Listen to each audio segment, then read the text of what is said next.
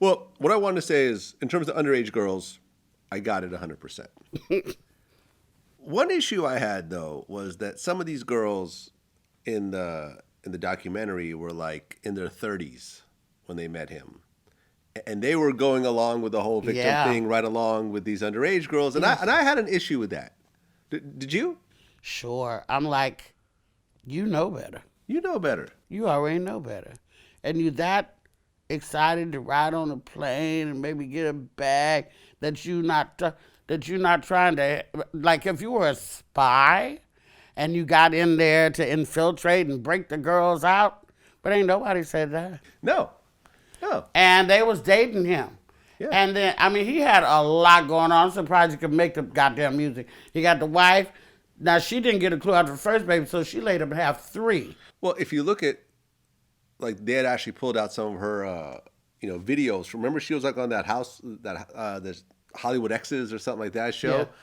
And there was a video of her singing R. Kelly's praises. Yeah. How's my best friend? I love him. He's a good provider. He's this, he's that. And he's then the king, be clear. He's the king of R&B. And I'm going to get everything that this Kelly last name gets me. I got all the bad shit. Now I'm going to get all the good shit. Yes, I'm going to get a table at STK because I'm Drea Kelly. Yet the bitch said that.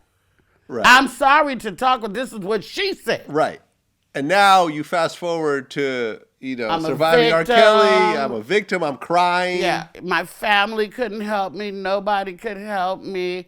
Like, pick a side. Well, here's what I think happens.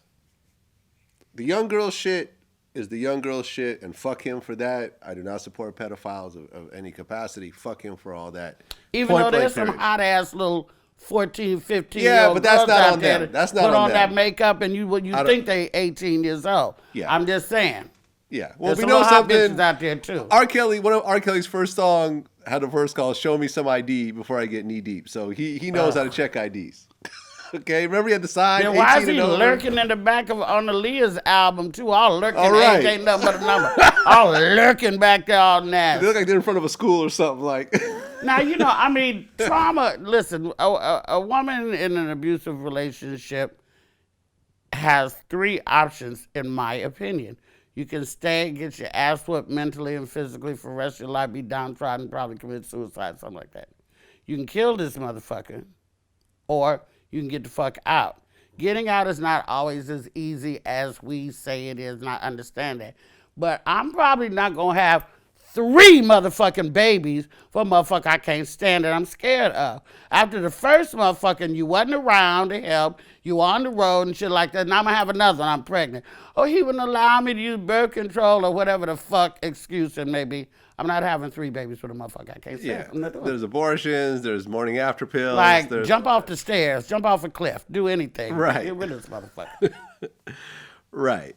What I think R. Kelly did is that when you look at like the women, especially the older women and so forth, he wasn't getting women of his caliber. He wasn't getting these accomplished, like you don't see. Because ain't nobody going for that bullshit. You didn't see R. He's Kelly. so downtrodden, so soft-spoken, low self-esteem, having church wenches, school marms and shit. That's what he was going for. He wasn't going for no bad bitches. You're right. You didn't bad see bitch him, be like, motherfucker, open the windows in this dark-ass motherfucker. You didn't see him dating a Tony Braxton or,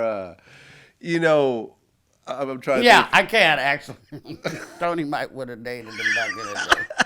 She got more self-esteem Right, now. but what I'm saying is he's dating women who don't really have careers, don't really have a lot of money, it seems. I don't know about their education or not, but it's like he's going for women that are starstruck. Like, oh my God, I've never met anyone like you before. I've been dating bum-ass dudes my whole life.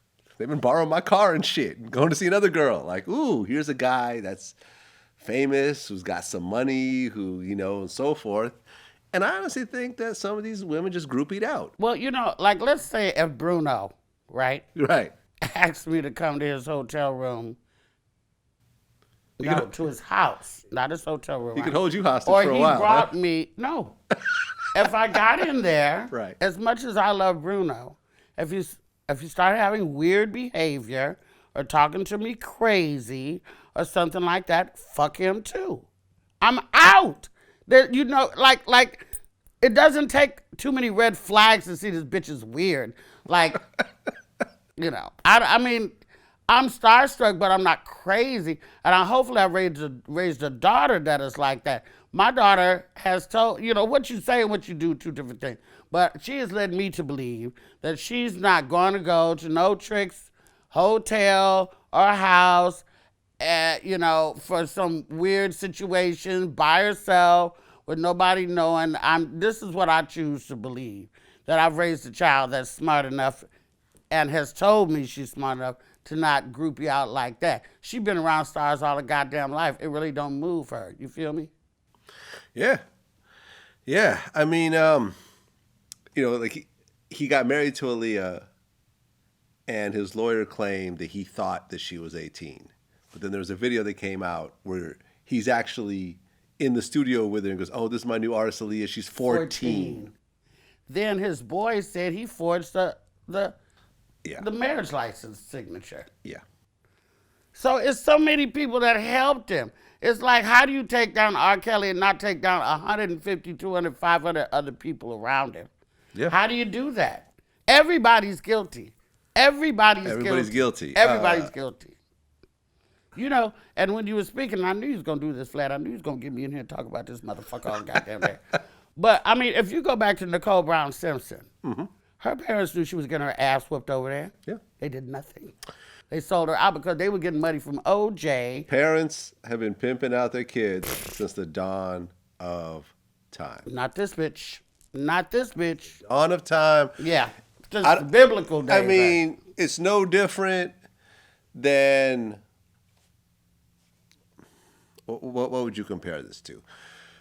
Not exactly the same, but you know how, you see a lot of poor parents who try to push their kids to sports, hoping that, that they're going to go pro and then take them out their situation. You know what I mean? Especially parents that push their kids to do football, knowing what CTE does. Or parents that push their kids to go fuck. Like in Vietnam or in all these other poor countries, Singapore and shit, where the family's starving to death. This motherfucker want to give you $25 when you eat. Go let him play with you a little bit. That shit is going on. Oh, yeah. That shit is going on. So people need to wake the fuck up to that, too. There's people pimping their kids out all over the goddamn United States of America. Well, R. Kelly... And Europe. R. Kelly got dropped by Sony. Record label finally said, we've had enough. What took them so long? Yeah. Lady Gaga, I think, took off her collab with R. Kelly off Spotify, your homie. My girl.